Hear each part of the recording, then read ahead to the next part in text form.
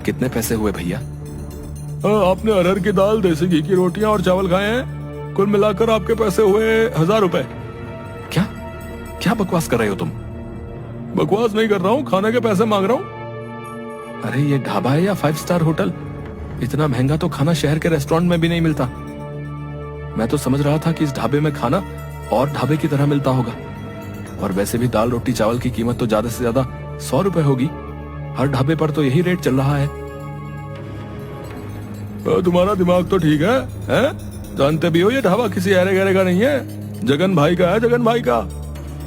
अरे जगन भाई के ढाबे का खाना खाने तो विधायक से लेकर मंत्री तक आते रहते हैं। और जब तुम्हारी इस ढाबे में आने की औकात नहीं थी तो फिर यहाँ मुंह उठा कर क्यों चले आए? सीधी तरह से 1000 रुपए दे। लेकिन मेरे पास इतने पैसे नहीं है। 1000 रुपए तो मैं 10 दिन में भी नहीं कमा पाता, तो तुम्हें कहाँ से ला कर दूंगा? कालू अपने मालिक जगन को आवाज देते हुए बोला, जगन भाई, इस व्यक्ति ने पेट भर के भोजन किया है, लेकिन ये अब पैसे नहीं दे रहा। जगन क्रोधित होकर रतन के पास आकर बोला, क्यों रे? हैं? जब जेब में पैसे नहीं थे तो फिर खाने के लिए यहाँ क्यों आ गया? यहाँ मुफ्त में खाना नहीं मिलता, पैसों का मिलता है। चल पैसे निकाल। मुझे क्या पता था कि आपके ढाबे का खाना इतना महंगा मिलता है। मैं तो इस ढाबे को भी और ढाबों की तरह समझ रहा था। तो ये तुम्हारी दिक्कत है, मेरी नहीं। तुम्हें यहाँ आने से पहले मेरे बारे में लोगों से पूछ लेना चाहिए था। अब सीधी तरह से अपनी जेब से 1000 रुपए निकाल कर काउंटर पर रख दे, नहीं तो मैं तुम्हारी चमड़ी उधेड़ दूंगा। देखिए मेरे पास अभी इतने पैसे नहीं है। आप ये 100 रुपए रख लीजिए और मुझे कुछ दिन की मोहलत दे दीजिए। मैं धीरे धीरे करके आपके सारे पैसे चुका दूंगा।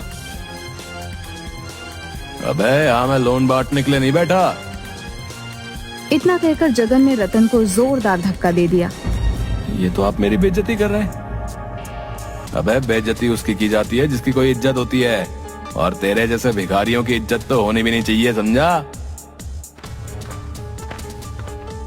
क्या बात है जगन भाई, मैं तो तुम्हारे ढाबे का खाना खाने के लिए आया था, मगर यहाँ तो कुछ और ही चल रहा है। इस आदमी ने पेट भरकर खाना खाया, पैसे देने के नाम पर बोल रहा है कि इसकी जेब में पैसे नहीं है। ऐसे आदमियों से बात नहीं की जाती जगन भाई, इन्हें पीटा जाता है। देखते क्या हो, मारो इसको। जगन और कालू रतन को बुरी तरीके से पीटने लगते हैं। उन दोनों ने रतन के कपड़े भी फाड़ दिए और उसे धक्के देकर अपने ढाबे से बाहर निकाल दिया। शुक्र मना कि तुझे मैंने अपने ढाबे के गंदे बर्तन साफ नहीं करवाए, क्योंकि तेरे जैसे भिखारी के हाथ मेरे ढाबे के गंदे बर्तनों से भी ज्यादा गंदे हैं। इसलिए पीट कर तुझे छोड़ रहा हूँ। आज के बाद कभी मेरे ढाबे के आसपास नजर भी मत आना। चल निकल यहाँ से। ये तुमने बहुत बढ़िया किया जगन भाई, इनके साथ ऐसा ही व्यवहार होना चाहिए। इतना कहकर बिलवा भी 2-3 हाथ रतन पर जड़ दिए। रतन वहाँ से रोता हुआ अपने घर की ओर चला गया। घर पर जाकर रतन की हालत देखकर उसकी पत्नी सुनीता बहुत भावुक हो गई। आपको क्या जरूरत थी उस ढाबे पर खाना खाने की? मुझे क्या पता था कि उनके ढाबे का खाना इतना महंगा होगा। जगन और बिलवा ने मुझे बहुत ज्यादा अपमानित किया सुनीता।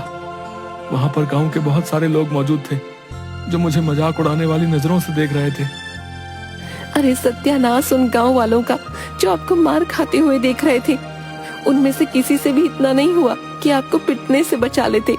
लेकिन आप चिंता मत कीजिए, मैं इसकी शिकायत मुखिया से जरूर करूंगी। तुम सही कहती हो सुनीता, मैं बिलवा और जगन को छोड़ूंगा नहीं। अगले दिन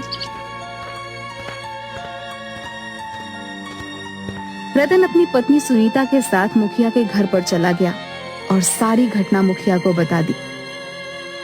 सुनीता, इसमें दोष जगन और बिलवा का नहीं है, इसमें दोष तो तुम्हारे पति रतन का है। सारा गांव जानता है कि जगन के ढाबे का खाना और ढाबों के खानों से अधिक महंगा है।